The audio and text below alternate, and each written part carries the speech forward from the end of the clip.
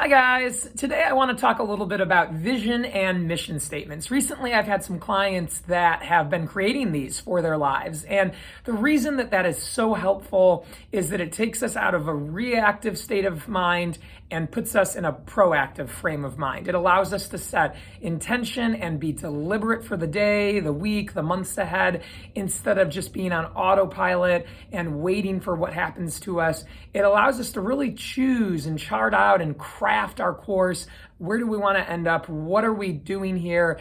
And ultimately, I think it brings people a lot of joy and happiness to fulfill things on their vision and mission statement. So what I've learned by watching a few of my clients recently create and craft these statements is not everybody knows how to get started when they're designing a vision or a mission for their life. So today I want to give you 4 tips or ideas if you are thinking about writing a vision statement, a mission statement for your life. This is where I started many years ago when I created this for myself. It does work. And reach out to me afterwards or send me a DM if you want to talk about this further. Number 1, figuring out where you want to end up. It's been said that we overestimate what we can do in a year and underestimate what we can do in 3, 5, or 10. And I see that happening. And I think that's because we don't plan far enough ahead of ourselves. We don't begin with the end in mind and think about, after all of this, where will I be? If you have a dream for your life with a big boat and a really fancy sports car and a second or vacation or investment property, put that on the list. Write those things down. If you think you want to have children, how many? Where do you want to raise those children? What do you really want life to look like? And I would suggest aiming high. This is not a time to be meek or mild or humble. Really swing for the fences and say, where do I really want to be in 10 years? How much money will I have? What will my relationship look like? Where do I want to end up? Starting there 5, 10 years out instead of just what do I want to accomplish in the next 3 months or a year is what Stephen Covey calls begin with the end in mind. And this is a really helpful step. Number 2, thinking about what you want other people to say about you when you're not around. How do you want to be remembered? What do you want to be known for? If you were to pass away tomorrow unexpectedly, what would you want people to say about you at your funeral or your memorial service? And one of the things that this can lead to is recognizing that you're not doing the things that you need to be remembered that way. I remember when I made my very first vision statement back in 2018, so 4.5 years ago, I wanted to be remembered as a great friend and a great daughter.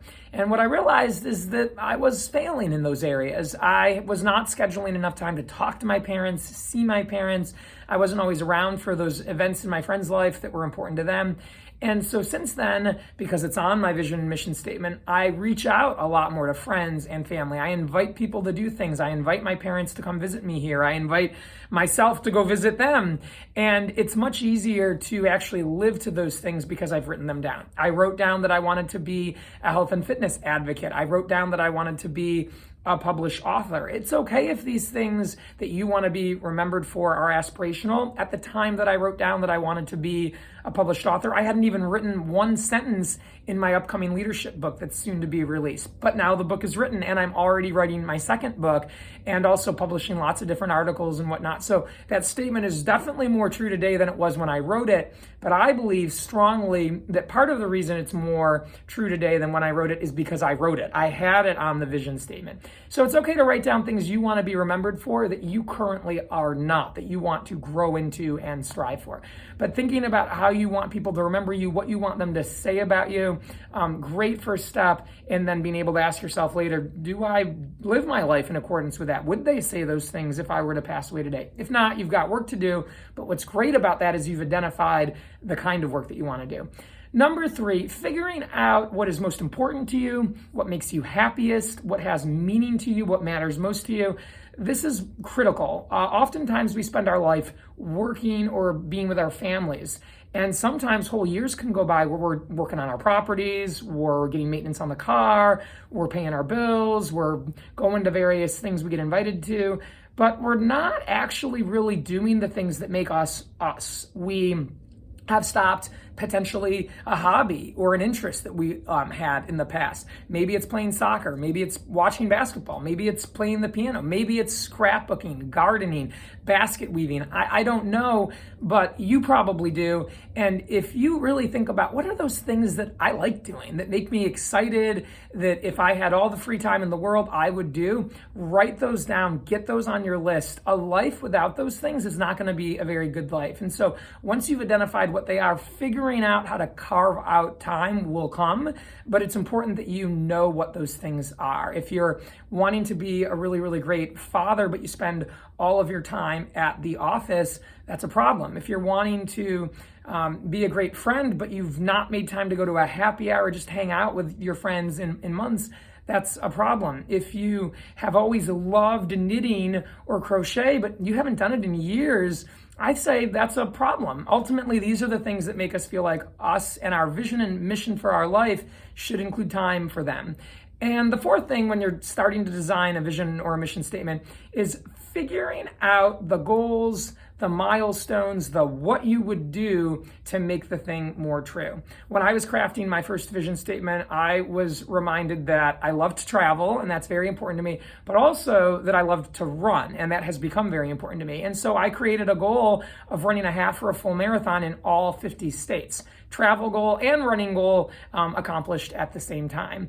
I also made several other revelations when I was making my own vision and mission statement. And I began to realize that, okay, so I want to be a great friend. I want to be a great daughter. I'm going to have to schedule a couple of days a week or a month to do things so that I'm fulfilling that dream. I'm saying that I want to become a well-remembered, exceptional leadership coach that changes the world. You know, what I decided is I need to leave my job. I have to start my own venture. I should be writing books and articles, making videos like this, and sharing what I know with other people. Otherwise, that's not going to come true. So figuring out the how, the goals, the tasks, the action that you would take to get you to the things that you're writing around on your vision that help you bring to life the where you want to end up, or the what's most important to you, or the how you want to be remembered. That can be a really important part of making sure that you're living your vision, that you're in congruence with it, that you're aligned with it, and that it actually materializes. So those are my 4 pieces of advice. If you're trying to start a vision or a mission statement, you don't know where to get going, these are the places I would start. And I'll leave you with a quote from Stephen Covey, which is that we don't so much invent our mission or our vision in life, we detect it. Ultimately, the things that matter most to you, that light you up, that you value, that you want people to remember you for, you already have them within you. They're already there.